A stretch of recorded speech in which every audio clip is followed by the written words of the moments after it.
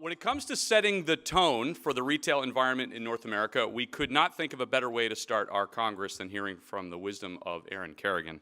Erin is not only the managing director of Kerrigan Advisors, which she founded 4 years ago, she's also at the heart of the leading sell-side advisory companies to auto dealers in North America. In just the last few years, her firm has sold more than 60 dealerships, representing $1 billion in client sales proceeds. Her company also raises capital for clients seeking a financial partner, so she'll be taking cards later if you're interested in that too. A regular commentator on the industry, Erin is well aware of trends in valuations, real estate, and private equity. You know her name by reading the Wall Street Journal, Bloomberg, and of course, Automotive News. Please join me in welcoming Erin Kerrigan.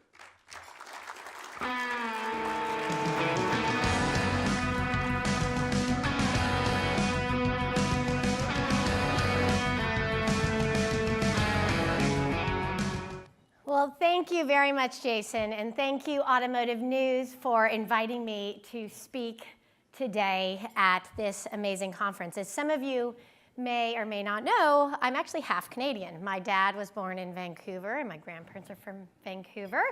And given the current U.S. presidential administration, I sometimes wish they had never left Vancouver. But needless to say, I am here and excited to talk about the buy-sell market, and actually have been also actively watching the Olympics, enjoying the Olympics, and see some similarities between the highs and lows, excitement, and certainly stress of the Olympics and the buy-sell market. So you'll see I'm employing a little bit of that theme throughout the presentation today.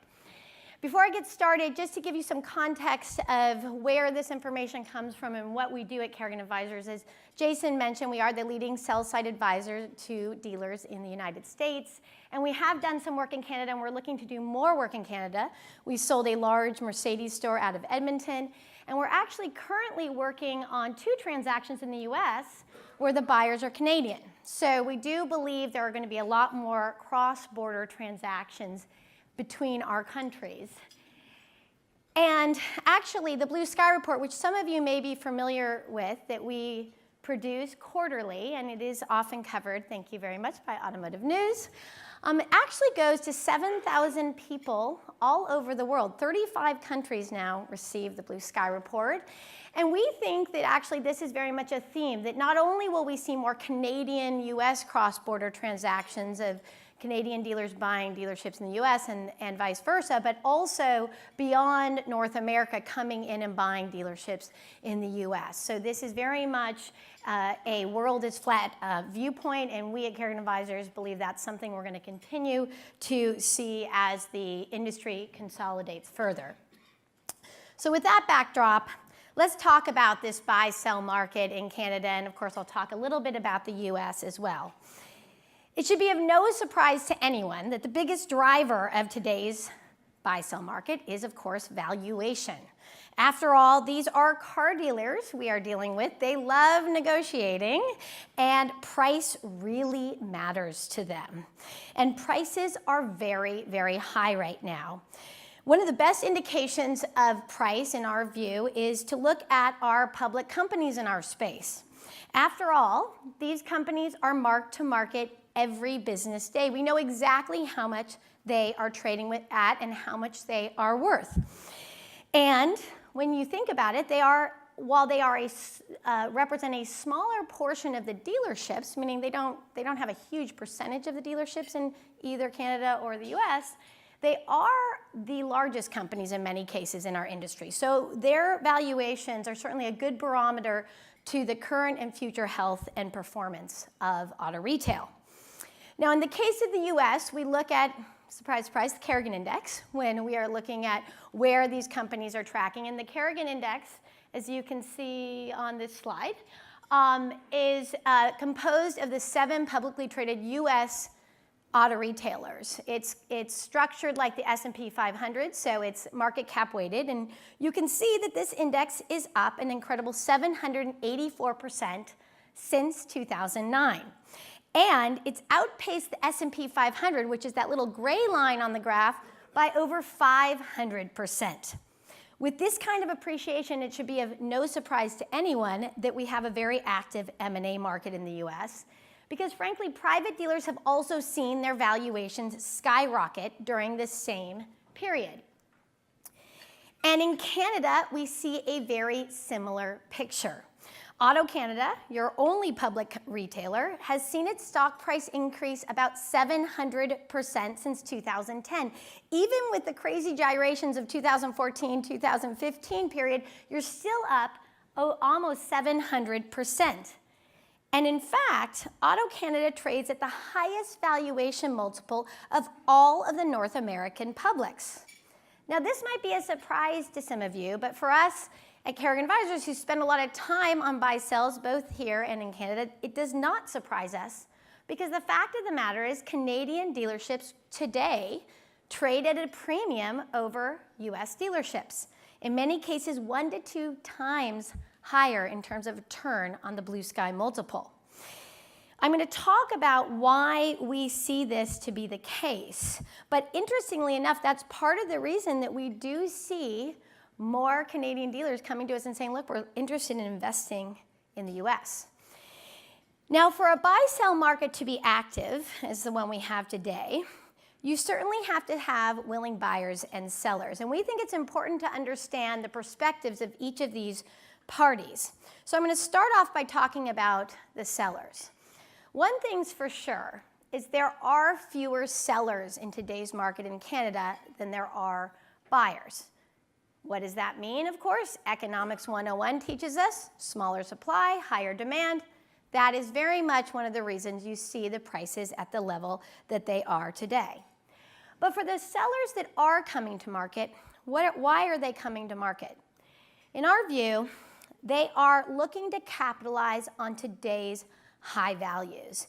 And part of the reason they are doing this is because they do see some risk to the future profitability. One concern is that we may be at peak car sales. Plateau or not, if we're at peak car sales, that is something that some of these dealers worry a bit about, because they could see earnings come under pressure. After all, earnings in Canada in auto retail have been on an unbelievable tear. Since 2010, they've grown 93%, the industry's earnings, and since 2003, you've had a compounded annual growth rate of almost 12% as an industry. So that's like technology earnings growth. That's pretty unusual. It's not surprising then that some of these dealers are saying, how much longer can this continue? And interestingly enough, usually the first sign that you might be at a peak is when your margins start to come down a bit.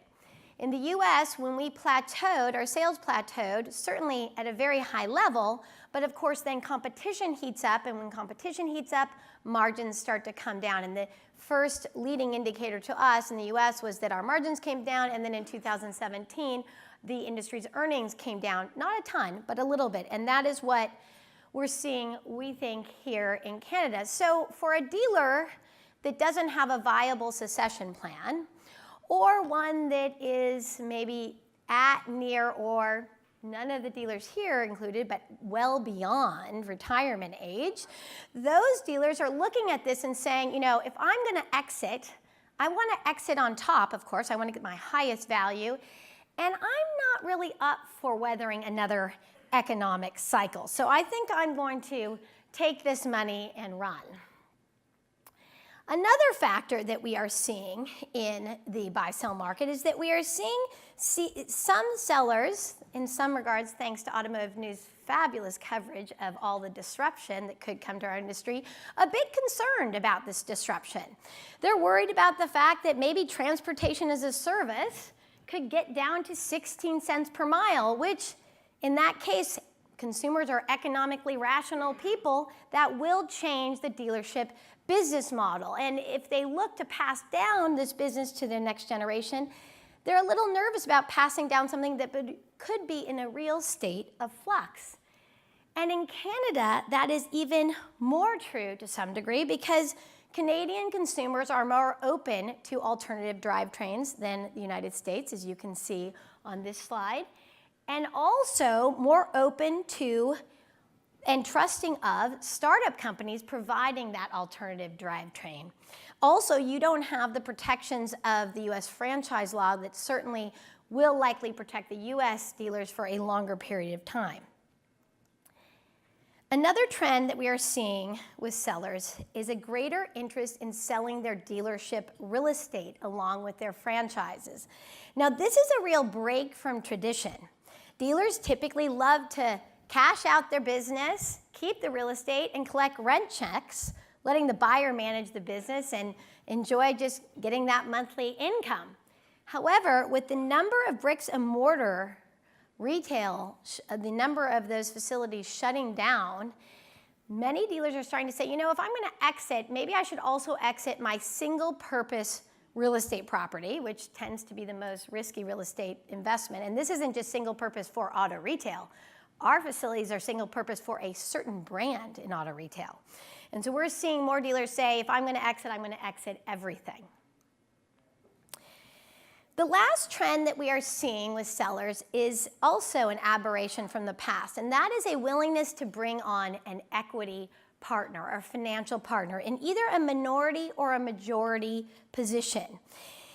And this is not surprising either because of all the disruption discussions and the fact that most dealers really do feel they need to be big to survive in the future, that this is going to be an industry that needs quite a significant amount of size to really succeed.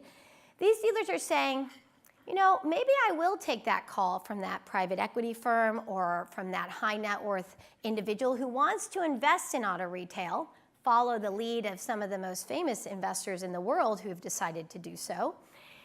And I'm going to bring on that partner because I don't want to leave the industry. I love the industry. I just know that the cost of growth is extremely expensive. I don't really want to bet the family farm again on a transaction. My facilities cost a tremendous amount of money, thank you, OEMs. And so, you know, I think that bringing on a financial partner makes a lot of sense. And manufacturers are more open to these structures, particularly in the US, but we're also seeing in Canada some openness to this change, and it makes sense. So we think 2018 will be notable in this regard, that we will see quite a few more of these investors coming into the marketplace. Our firm literally gets a call almost every other week from either a private equity firm, a family office, asking how they can get exposure to auto retail. Okay. So now that we've talked about these sellers, why they're coming to market, their vantage point on the industry, let's turn to the buyers, most of whom see a real opportunity in today's auto retail market to score and score big, like Canadian hockey. This is a surprise to some people because I just went through all the reasons that the sellers are coming to market. They're concerned about the risk. So why are buyers so excited and willing to pay some of these asking prices that the sellers are requiring? Well, first and foremost, most sellers see an industry that has a tremendous amount of consolidation left in it. The fact of the matter is, North American auto retail is the most fragmented retail industry in both Canada and the United States. There is a tremendous amount of consolidation opportunity still available. Our research shows that 70% of dealerships in Canada are owned by small groups and single store owners. Again, compare that to any other retail industry. You don't see that kind of fragmentation. Buyers see a target-rich environment to grow. And there are benefits to consolidation, most obviously economies of scale. You can see here, this is the SG&A, so the operating expenses of a dealership, comparing the average private dealership to the public's. There is about a 10 to 12% difference in the SG&A as a percentage of gross in these two different categories. Now, that earnings, that savings drops directly to the bottom line and makes a consolidation strategy extremely economic and profitable. But it's not just economies of scale that drives these buyers. It's also economies of scope. Because when you get to a certain size, you have the view of an industry that you can think very strategically about where you're investing your capital, how you're going to capitalize on the change that's coming and make it an even more fruitful strategy. So it's economies of scale and scope that is driving buyers into our industry, more buyers into our industry. Now, another interesting fact is that most buyers of dealerships today are less fixated on where we are in the new vehicle cycle. Now, why would this be? Because what they love most about auto retail is not your lowest margin part of your business. I know that's shocking to some people, but they are not that excited about the low margin new vehicle sales department. Rather, they love the least sexy part of the business. They love used vehicles, which have a double the margin. By the way, I've included F&I if you're wondering why these margins are so high. So they love the used car business, which is growing. They love fixed operations, which is about 5 times, almost 5.5 times higher in gross margin. That's also a recurring revenue business, and fixed operations is growing at a nice 5% clip, even with potential plateau here and in the US. So this is what is driving buyers to our industry. Now, another reason that we see so many buyers interested in auto retail is the fact that they can get unbelievable financing from our friends at RBC. The financing for buyers right now is pretty darn attractive. Financing as much as 50% of goodwill, which used to be unheard of a decade ago in Canada. Financing almost 100% of real estate. Well, when your equity check is smaller, A, you're more willing to pay more, and B, you're more excited about doing these investments and meeting a seller's pricing requirements. And it might not be totally illogical what buyers are thinking when they are paying very big multiples, because if you look at where you can put your capital today, we are in a very low yield investment environment. Interest rates, as I showed you on the prior slide, are very low. And so if you have an operating business that's kicking off a ton of cash flow, or if you're a family office looking to allocate capital, and you look at where you can invest, gosh, even taking on risk, even buying a corporate high yield bond, you're looking at a 6% return.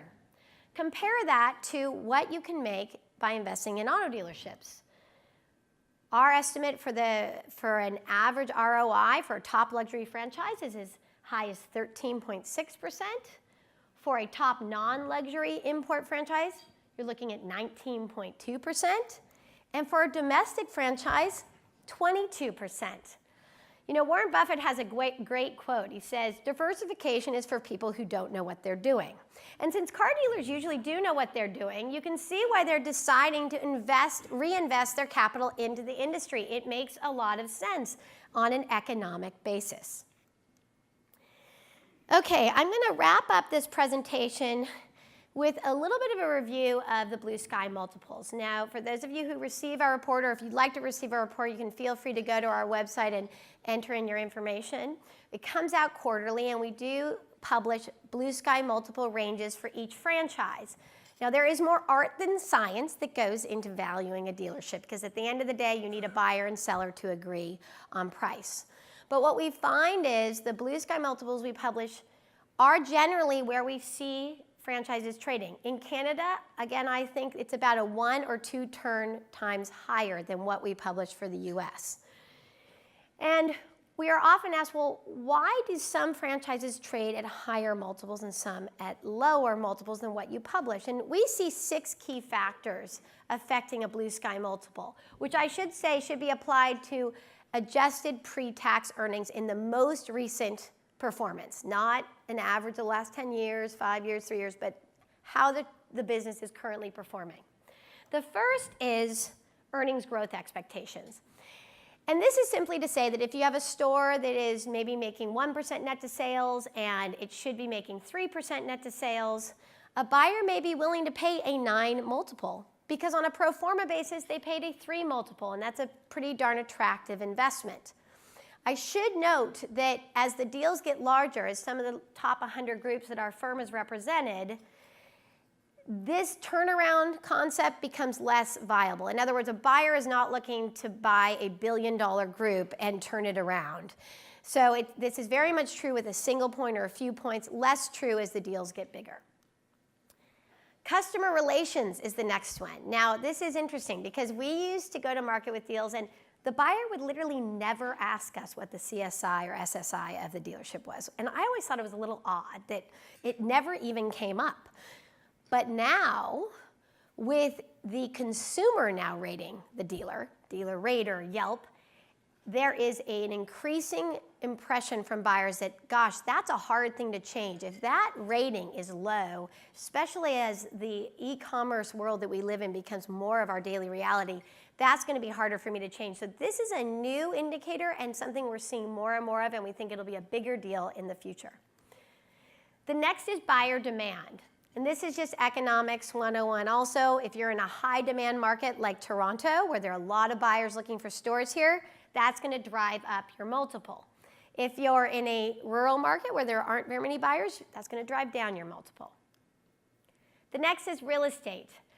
Unfortunately, real estate has a big factor in Blue Sky. If you need to do a new facility, I'm sorry, but the buyer is not excited about inheriting that project. They want to buy your store and sell cars, and so they are going to discount your Blue Sky if you pass on that project on to them. The next is market vehicle preference. This is simply to say that a truck dealership in a truck market usually trades for a higher multiple than a truck dealership in a non-truck market. Or likewise, a luxury franchise in a top luxury market like Vancouver is going to trade at a much higher multiple than a luxury franchise in a market where there aren't that many luxury buyers. And finally, market representation.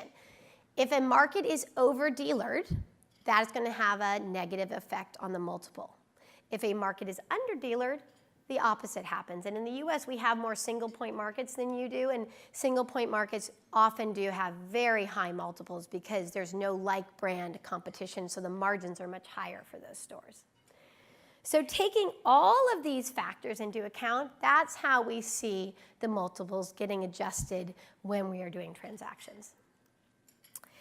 In closing, Wayne Gretzky, one of Canada's most famous hockey players, said about hockey, "I skate to where the puck is going, not where it has been." This is such an appropriate quote for auto retail today. Smart sellers are looking to the future to determine if today is the right time for their family to exit, while astute buyers are studying changes expected in the market to determine where the best place for them to invest their capital. In both cases, it's all about the future rather than what's going on in the present. So I encourage us all to keep an eye on where our industry's puck is headed, because that is where the fortunes will be made. Thank you.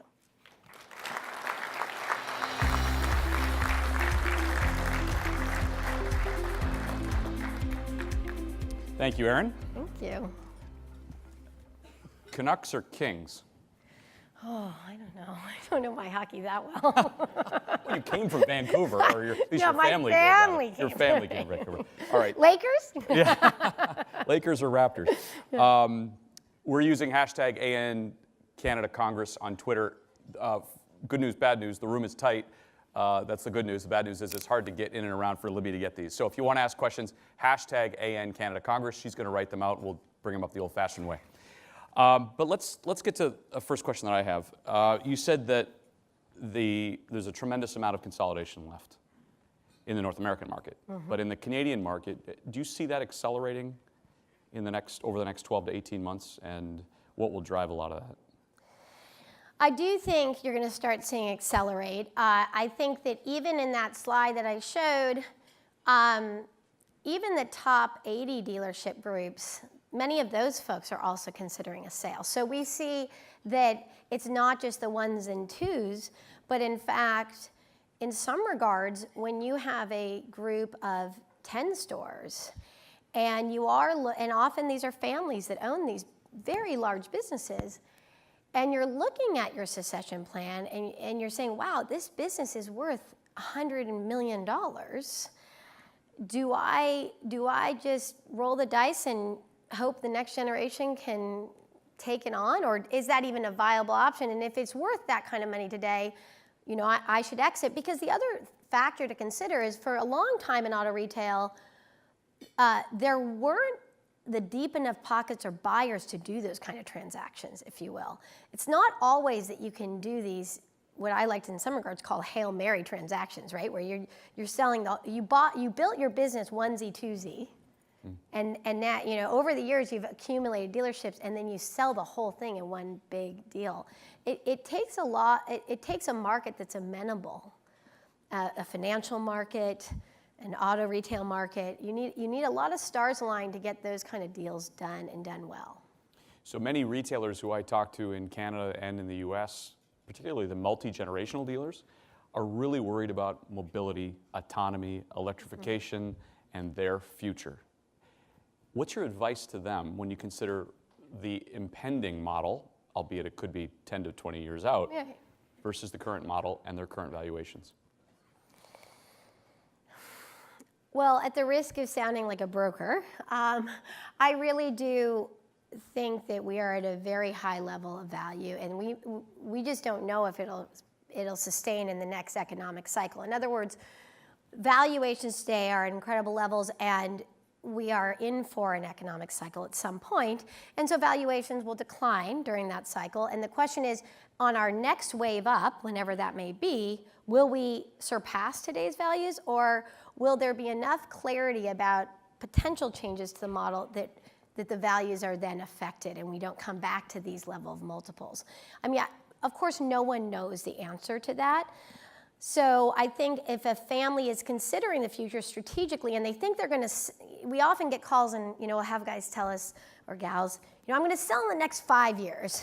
Well, if you're going to sell in the next 5 years, I think today may be your day, because I don't know why you would wait 5 years. You might not be getting the value you want if you wait.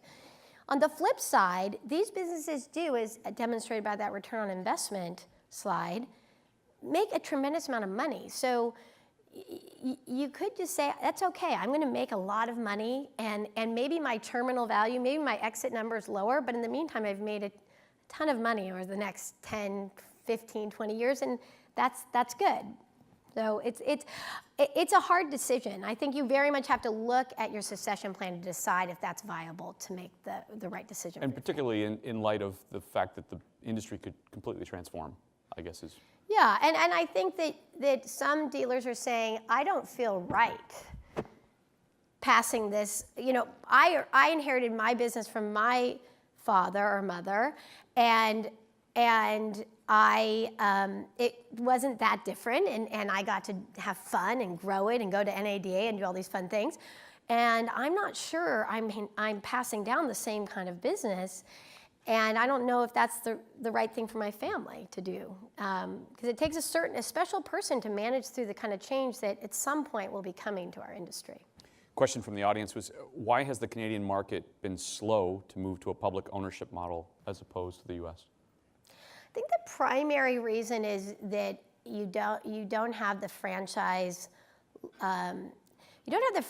lobbying system that the U.S. has, that has really allowed dealers to make sure they sort of get what they want and negotiate more heavily with the OEMs. It seems the OEMs in Canada just have more control over the system, and so they have said, for one reason or another, we don't want publics. Several of the OEMs have said that, and so that's resulted in fewer public retailers in Canada. On the equity side, what are you hearing about the equity players in the Canadian market? And we saw many large, interesting players move into the market. I go back 3-4 years ago at NADA with Mr. Soros and the activity that was going on there. Do you see that happening here anytime soon? I do. Are you fielding those? Yes. No, I do think you're going to see that here in Canada as well. I think that the calls that we get are from investors who are not necessarily only U.S. focused. They're looking for investment opportunities in auto retail, and I think the OEMs here may again have a little bit more of a say. They may not be quite as ready as the U.S. ones have already started to accept it, but I am aware of transactions getting done here in Canada with private capital as an investor, private equity coming in. So look for that more in 18. Okay. Before we started, I was talking to our friend from Winnipeg, Mr. Chipman, and he just bought a store in Cavalier, North Dakota. So he's now on both sides of the border. Finds it incredibly fascinating. Cavalier, by the way, has a population of about 1,500. Is that right, Steve? Yeah. 1,500. There we go. You said there's going to be more of that, more cross-border transaction activity. What's going to fuel that? What is driving a lot of that activity? Well, as I mentioned, I think that to some degree the pricing in the U.S. looks pretty attractive relative to the pricing here on dealerships. So even with the currency, the U.S. currency having risen relative to the Canadian dollar, there's still an opportunity to invest at a lower multiple in the U.S. I think that's part of what's driving it. I also have U.S. buyers that are reaching out to us and saying we're interested in expanding to Canada. So I think it's for the U.S. buyers, I think it's a wide open market. They haven't been up here. Most haven't been up here. And the dollar is so strong, so there's the opposite side of the equation. That's a pretty attractive. 79 cents today. Yeah, sure. Exactly. So you know, I think that what's driving it is for the U.S. buyers, it's an open terrain, and for the Canadian buyers, the values are just lower. So it's an attractive investment opportunity. So U.S. buyers, are we talking about public companies in the U.S.? Large U.S. buyers. How large, Erin? Very large. Here we go. Excellent. Erin, thanks so much for coming. Really appreciate it. Thank you very much. Thank you.